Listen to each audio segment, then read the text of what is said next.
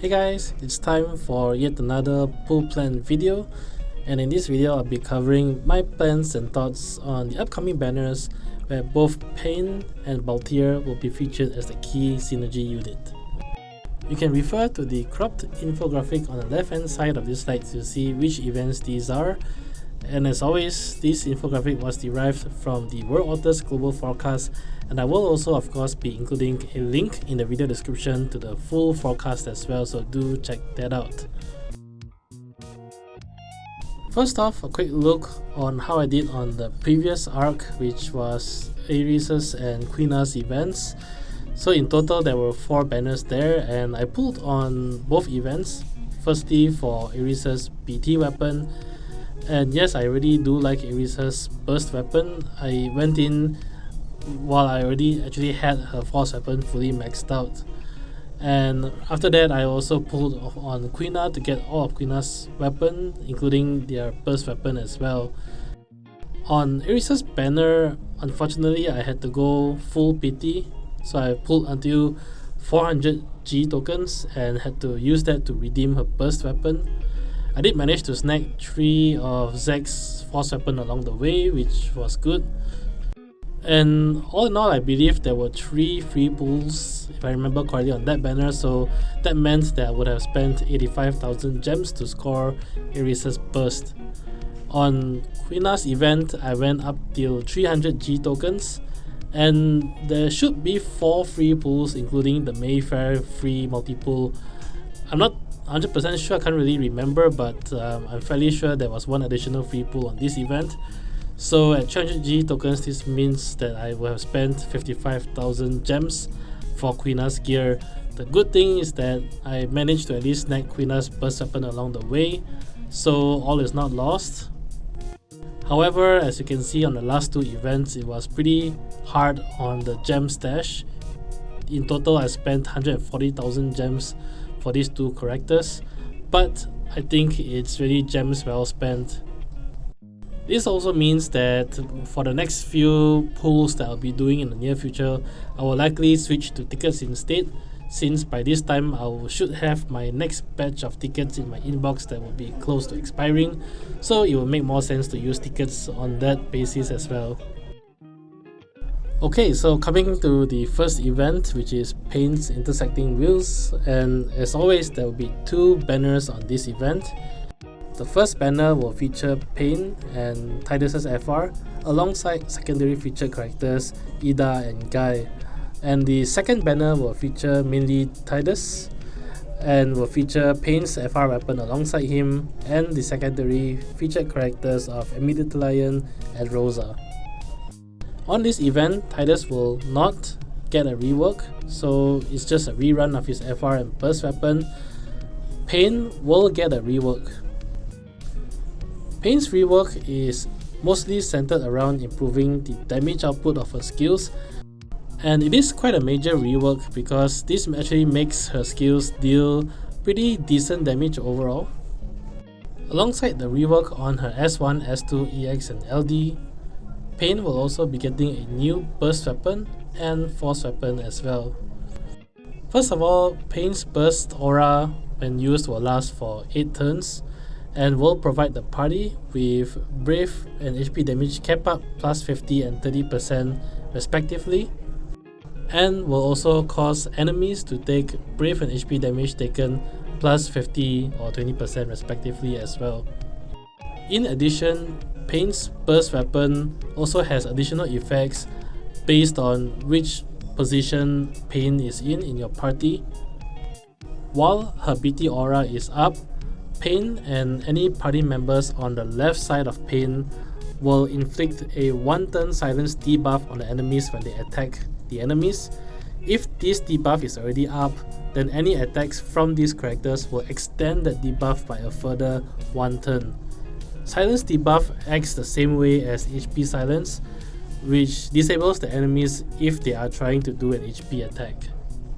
In addition, depending on how many characters are on Paine's left side, the enemies will lose HP equivalent to 500% attack stat per character, so Paine and whoever is on the left side, If Paine is on the rightmost side of your party position and there are 2 characters to the left, this means that it will be 1500% attack HP loss, and this will trigger every enemy or player turn. This effect is very similar to Dark Knight Cecil's HP loss, with I guess one notable difference that it only causes enemies to lose HP, your party will not lose HP.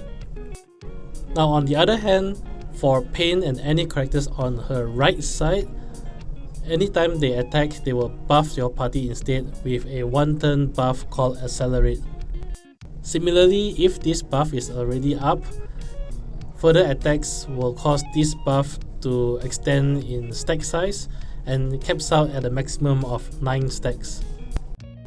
If a character with this Accelerate buff uses a turn and there are at least 3 stacks on this buff, the 3 stacks will be consumed and this character will then get 1 additional turn immediately. In a way, this is somewhat similar to Luna Freya's Quick Prayer. The drawback is that you do need to build stacks and you need to have at least 3 stacks to benefit from the additional turn. However, if you have turn hoggers constantly giving your party Accelerate buffs, it shouldn't be very difficult to get even up to 9 stacks. This also means that if Paine is on the far left side of your party position, the other 2 characters will also buff your party with the Accelerate buff. Paine gets a new force weapon, and upon use, her FR has the same utility as her LD, which dispels all enemies' buffs and cleanses all player debuffs. This is a very handy utility because it is actually pretty rare to have a skill that can both dispel buffs and cleanse debuffs at the same time. And this also means that if you use Paine Force Echoes, you also get this utility built into it as well. Paine's Force conditionals are actually pretty good in my opinion. First of all, if you are attacking an enemy with the status break debuff, you get plus 20%. Assuming you have Paine in your party, this shouldn't be an issue because status break should more or less be up the entire time while she's in. The next 2 conditionals I think are actually even better. The next conditional is if you end your turn and you have at least 1 character in your party with a stacking buff or stacking overhead, you get plus 30%. And the third conditional is again if you end your turn and either your party has 10 or more buffs or the enemy has 10 or more debuffs, you get plus 30%. These 2 conditionals are very good because these 2 conditionals doesn't actually require you to use an attack. So in theory, if you have an instant turn ability that also supercharges the force gauge, I think one good example we all know and love is Penelo's S1 and S2. If you do that move while you have say 10 or more buffs and someone in your party has a stacking buff, you do get the benefit of having plus 30 and plus 30% for a total of plus 60% on top of however much bonus that move also grants your force gauge bonus. So potentially you can also supercharge your force gauge while using Paine's FR as the main FR. And if you're not supercharging and you're just attacking the enemy, you will also likely get plus 80%, which is also extremely good. This also means that Paine's FR works pretty good as the main FR when say you're stacking echoes, because most of the echoes in the game will likely hit all 3 conditionals, and if not, will at least hit the second and third conditional as well for a massive boost to your force gauge bonus. Overall, I would say that Paine is a very decent and versatile unit. The fact that you can actually have her as a debuffer or have her as a party support depending on which position you have her in your party means that there's actually a lot of comps that you can use Paine in.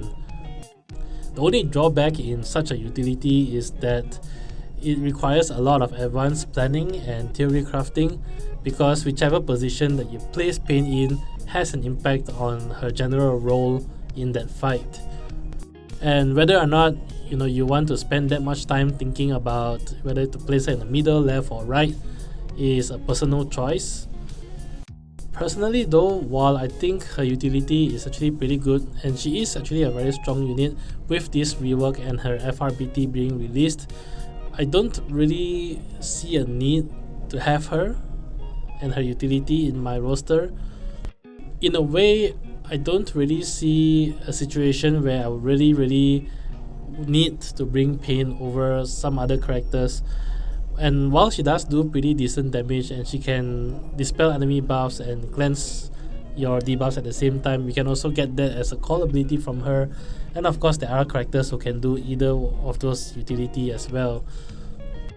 So considering that I spent a lot of gems in the last few banners, I think I will actually give this event a skip and save my resources. The next event coming up is the 6-man event, Area 5, and in this event we will see a rerun of Balthier's FR, but Balthier will be getting a new BT. On the first banner, you also have Jack from FF Type 0 and Aerith from Final Fantasy Tactics as the secondary featured character, and you also have a chance to pull the twins FR as well. The secondary banner here features the twins as the main character, where you have a chance to pull for their BT. Their BT is not new though, it is a rerun. Balthier's FR can also be obtained from the second banner alongside the secondary featured characters of Cyan and Root. Both Balthier and the twins will get a rework on this event, so I will be covering both of them. First on this slide, I will be talking a little bit about Balthier. Balthier's S1 and EX will get a damage rework, and interestingly, his S2, Great Aim, will now trigger twice if it breaks an enemy or if the enemy is already in break status. Essentially, this tremendously increases his damage output across his base skills and his EX. Balthier also gets a new BT weapon on this event, and the BT aura lasts 6 turns. While short, it is a very powerful BT, and really if you have any intention of using Balthier, you have to get his BT. It makes a significant difference to his presence in your main party. First off, in terms of party auras, his BT will provide the party with Brave and HP damage plus 50% and plus 20% respectively, and will also increase the caps of the Brave and HP damage by plus 50% and plus 30% respectively, which is pretty decent, not forgetting that Balthier himself has further auras tied to his overhead as well. However, something that is extremely powerful and interesting is that while Balthier has his BT aura up, Balthier will be able to do a follow-up Gorgon shot each time he does an attack, and this attack is fairly hard hitting as well. It is 4 HP dumps as well, and this attack, or I should say this follow-up attack, will also inflict a 1-turn debuff. While the enemies are debuffed by this, their Brave and HP damage that they do automatically becomes 0. This additional follow-up attack only triggers after Balthier's own attack, so take note of that. However, it is pretty powerful, not only in terms of the utility from the debuff, but the fact that it also adds an additional 4 HP dumps across all his attacks is pretty significant damage wise. Lastly, while his BT aura is up, and this is also a very good utility to have, any buffs stolen by Balthier will have its duration increased by 3 turns and will be applied to the entire player party rather than only to Balthier himself. Needless to say, this has potential to really break some of the fights in the game. One good example is the Hell House fight, which we just had in Aerith's event. If you recall from that fight in phase 2, the boss has a chance to apply the durability buff on itself midway through that fight, and while durability is up, the boss will have 999% HP damage resistance. Technically speaking, if you have Balthier and his BT weapon, you can just steal that buff and apply it to your own party, making everyone in your party immune to HP damage. Balthier's FR makes a return on this banner as well. His FR is instant turn, and the 3 conditionals to his FR is if you attack an enemy that does not have any buffs, you get plus 40%. If you use a ranged attack on your turn, you get plus 20%. And the last conditional is the most interesting of all. If you remove 1 or more buffs on your attack, and this also includes off-turn attack, you get a whopping plus 80%.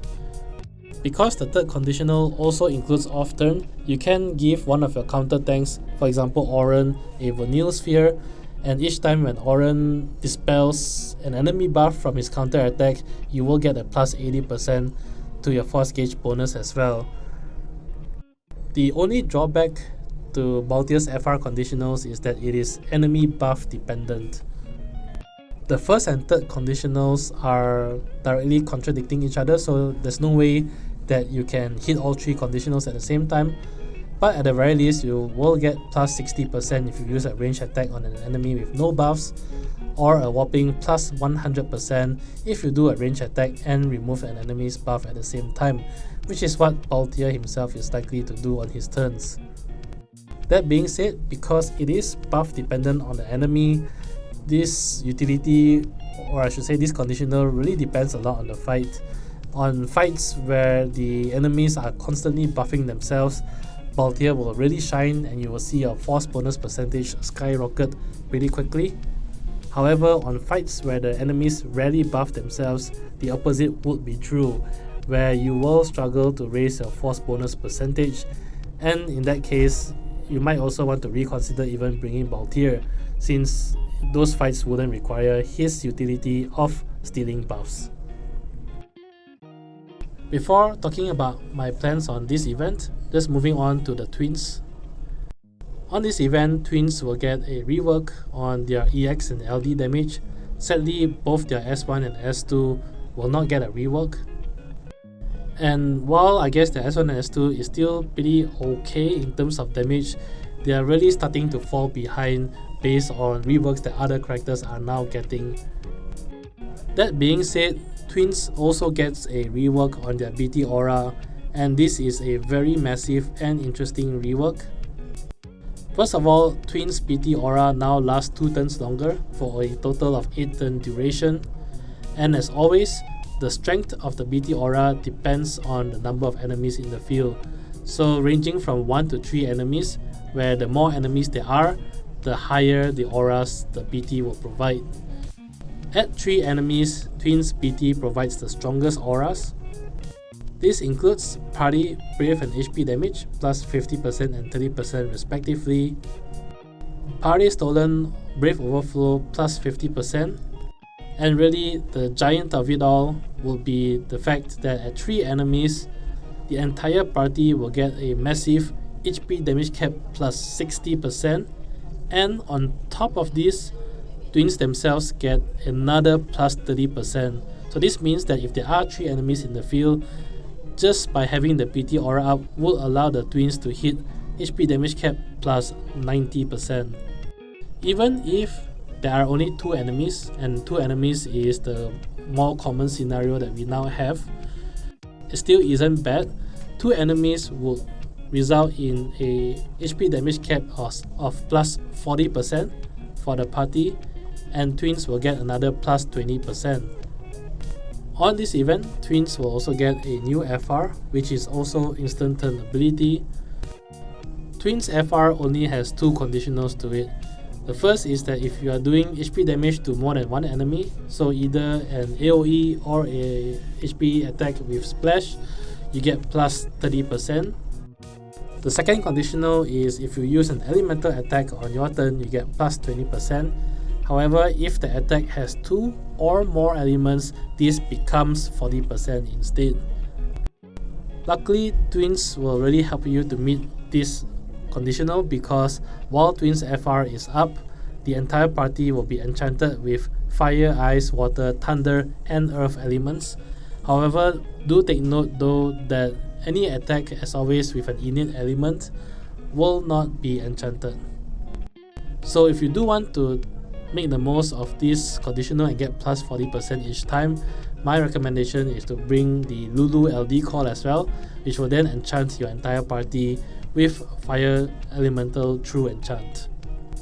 Also, and this is something very noteworthy, while twins FR is up, anytime you hit elemental weakness, and this shouldn't be an issue because twins themselves will land a framed imperil on the enemies, but anytime you hit elemental weakness, you get an additional HP damage and HP damage cap up plus 50%. This cap up increase stacks with Twins BT aura. So in theory, if you have a 3 enemy fight and Twins BT aura and force time is up, the entire party gets 110% HP damage cap up, and Twins themselves will get 140% HP damage cap up. This is absolutely massive. Even if you are in a 2 enemy fight again, which I guess many people will bring up, this HP damage cap up is still pretty big at 90% for the entire party and 110% for Twins themselves.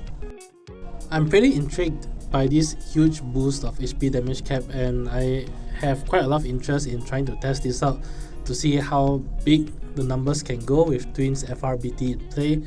So my plan on this event is to throw tickets on the first banner, because I already do have Twins PT Green, so there's not a lot of additional investment for me to fully max them out.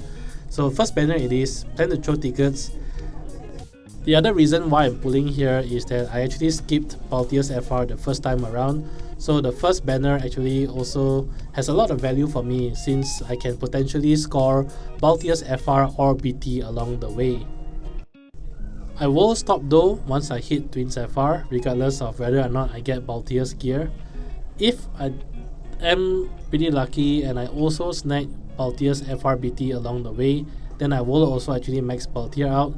But if I don't really plan on chasing specifically for Balthier's gear with tickets, especially since that the chance of getting a BT weapon on tickets is pretty low.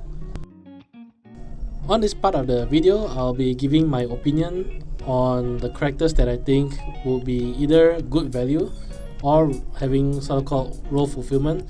Good value I classify as characters who will provide you a lot of value or return of investment regardless of who else you already have built in your roster. And the role fulfillment sort of characters I think would be dependent on who you have already built, and you can potentially skip these characters if you have other characters that can provide you either the same role or same utility. First off, regarding Balthier, and you'll see that I actually place him sort of right in the middle. I'm actually having a very difficult time trying to see whether Balthier is of good value or role fulfillment, and this is, I think, largely because of his role as a buff stealer / dispeller. He will absolutely shine in fights where you really need this utility. However, something that really sets him apart from where he was before is his PT weapon, and the fact that his PT weapon now also provides him an additional follow-up attack plus one additional debuff that really neuters the enemy's damage. Balthier's FR is also instant turn, and his force attack or force echoes will also trigger his follow-up attack as well, as long as his PT aura is still up. This actually makes Balthier one of the hardest hitting units in the game once he receives his FR, PT and rework. On top of being a very good, very top tier damage dealer, he also provides the entire party with very good auras. So whether or not he can actually steal buffs is, in my opinion, cherry on top of the cake. If there are buffs to steal or dispel, then that's really good. If there aren't, he still provides a lot of value as a damage dealer and aura support. Moving on to Twins. The biggest thing I think with Twins is the fact that their S1 and S2 doesn't really hit as hard as the meta moving forward. However, they do get a rework on their EX and LD, and the fact that their BT aura and Force aura provides a massive, in fact the biggest boost to HP damage caps in the game, I think is of high relevance. They will specialize as AoE damage dealer, and my opinion is that if the fight is a 2 enemy fight, which is the more common variety, they are maybe not the top in damage dealer, but will be pretty close to the top. If there are 3 enemies though, Twins will really be one of the best damage dealers to bring for that fight. At the very least, even if Twins themselves aren't pushing the absolutely best damage, The fact that they provide party with this massive boost in HP damage cap does also mean that they also increase the damage for the rest of the party as well. In an era where it is now very easy to cap out on HP damage, for example just bringing Quina to the party will always enable you to hit maximum damage, an increase in HP damage cap is highly relevant. And I will encourage you to also consider the fact that everyone in your party benefits from this increase, and not only look at the damage that twins themselves can provide. The third character here that I want to mention is Paine. Paine actually holds a lot of promise and potential. If you think carefully around her and you build your party playing to her strengths, she can actually be a very good centerpiece, and she can actually demolish fights as well, or at least will enable your party to demolish fights. However, the only reason why I don't rate her as highly as Twins or Balthier is the fact that it takes quite a lot of planning to get the most out of Paine. And on the same hand, you can potentially get, well, not exactly the same, but you can get very similar utility out of other party characters as well. And personally, I'm just not sure whether is it worth investing the BT ingots on this basis, where you have very appealing characters such as Balthier and the twins around the same time. This time around, I didn't mention one of the other characters, which is Tidus. On the basis that Tidus doesn't receive a rework, I think he really falls behind on damage. And really, I think if you haven't pulled for Tidus before, there's not a lot of incentive to pull for him now, because if you want damage, any of these three characters will likely out-damage Tidus. And on top of damage, I think the only other thing Tidus provides is the force rebreak utility from his jacked shot. And really, I don't think it's worth pulling or building him just on that basis alone. I would rather spend the resource on any of these three characters.